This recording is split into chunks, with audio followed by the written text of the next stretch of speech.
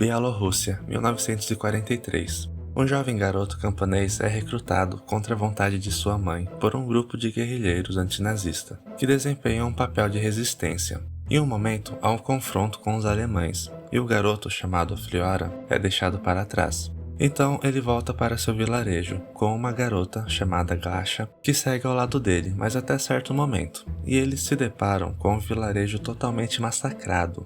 O garoto passa a vagar sem rumo, perturbado e presenciando as atrocidades dos nazistas e o sofrimento humano que a população soviética presenciou.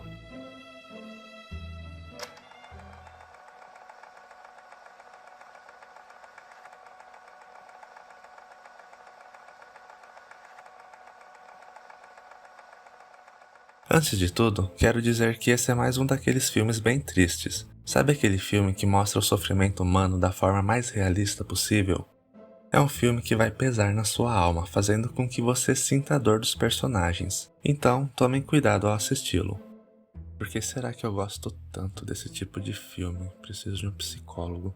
Por mais que ele seja um filme de guerra, o objetivo do filme é mostrar mais as experiências traumáticas sobre a guerra, dando voz às vítimas, e deixando como plano de fundo a historiografia soviética, os conflitos e todo o resto.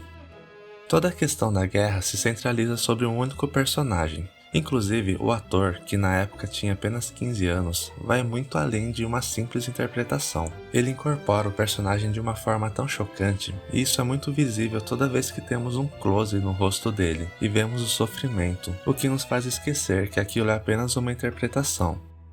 Vale lembrar que o ator teve uns danos psicológicos após atuar nesse filme, se afastando do cinema por um tempo. A câmera está sempre focada nos rostos dos personagens, principalmente quando estão sofrendo, com o objetivo de justamente mostrar o sofrimento dos personagens mesmo. Vemos isso desde quando mostra a mãe chorando pelo filho se juntar à resistência. Uma coisa que me chama muita atenção no filme é a imersão que ele nos proporciona. Por exemplo, a trilha sonora é muito boa, e no momento em que os alemães começam a atacar bombas, o nosso jovem personagem fica surdo, e de repente não ouvimos mais nenhum barulho das bombas, apenas um ruído agudo indicando a surdez dele.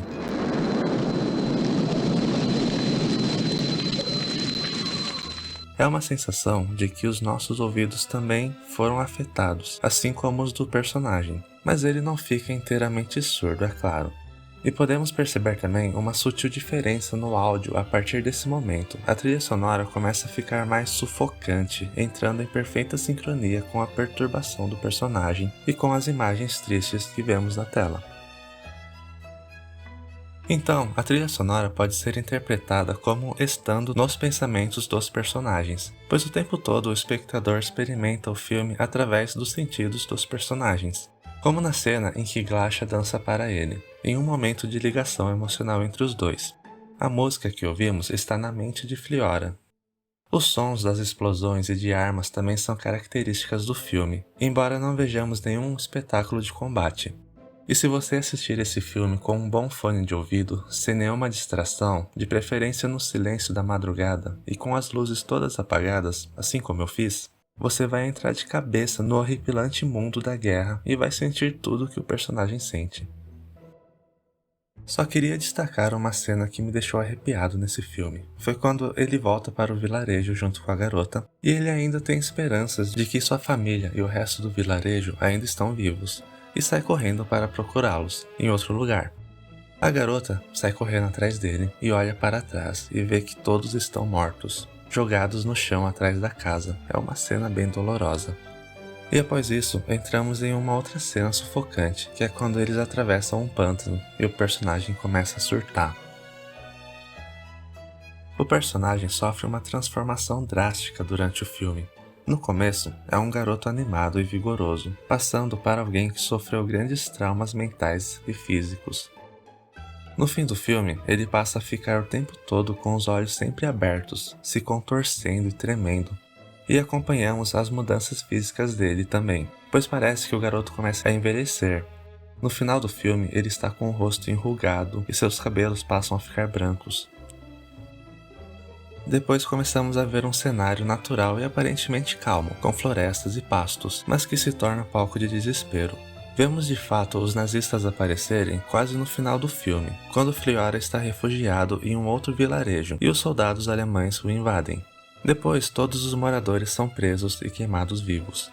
E é aí que vemos na mais extrema forma a crueldade do ser humano, que mata e ao mesmo tempo se diverte com a agonia dos que estão sendo queimados. Tudo isso é assistido e aplaudido. A morte é comemorada, como se fosse um show.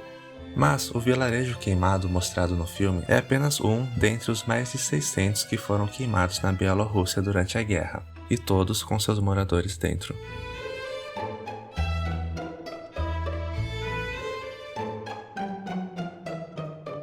Em 1941, a Alemanha de Hitler violou o Tratado de Não Agressão, assinado em agosto de 1939, e iniciou operações de guerra contra a União Soviética. Os agressores pretendiam destruir e ocupar o território, exterminar uma parte da população e levar para trabalhar a outra parte. No dia 22 de junho de 1941, às 3 horas da madrugada, Joseph Stalin estava indo para sua cama, achando que estava em segurança. Era verão na Rússia, e devido a isso, o dia clareava mais cedo. Eram 3 horas, e às 4 o sol já começaria a raiar. Porém, nesse dia, uma outra claridade surgiu nos limites da União Soviética. A madrugada foi iluminada pelos tiros de canhões e metralhadoras. A Alemanha de Hitler vinha se preparando para o ataque há tempos. E para Hitler, aquele tratado era apenas um blefe para ganhar tempo, e ele já dizia que queria dominar as terras da Europa Oriental, e ele via no bolchevismo seu pior inimigo.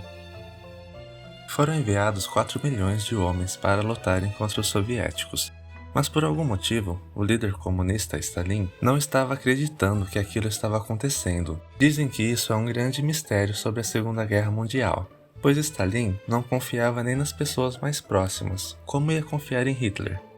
Quando foi avisado sobre o ataque, Stalin não soube muito bem o que fazer, estava confuso e se escondeu. Até que 10 dias depois, o ministro das Relações Exteriores bateu na sua porta e pediu para que ele voltasse ao trabalho.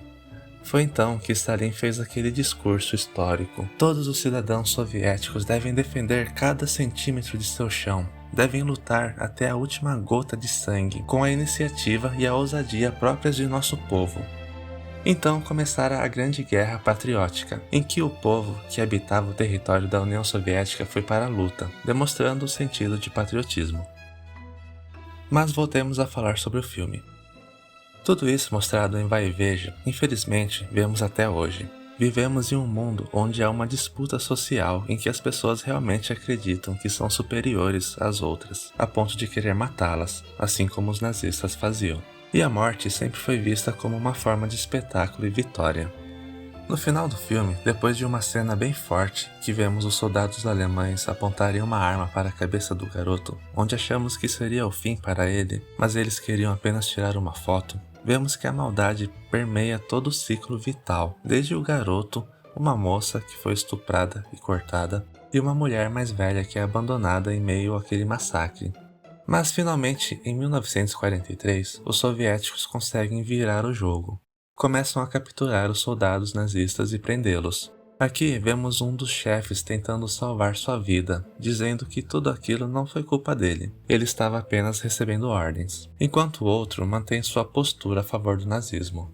Vemos um membro dos soviéticos aparecer com uma tocha, dando a entender que vai queimar os nazistas como uma forma de vingança. Mas todos eles são fuzilados antes. Então, como já estão mortos, ele joga a tocha no chão, desistindo de queimá-los. Percebeu a diferença? Então vemos a única vez que o garoto finalmente utiliza sua arma. Ele vê uma foto de Hitler no chão, numa poça de água. Então começa a atirar na foto, enquanto imagens reais de Hitler e da Segunda Guerra vão sendo mostradas, com o Requiem de Mozart acompanhando a cena, que é um tipo de música que é feita para os mortos. Então vemos a face de Fliora com horror estampado.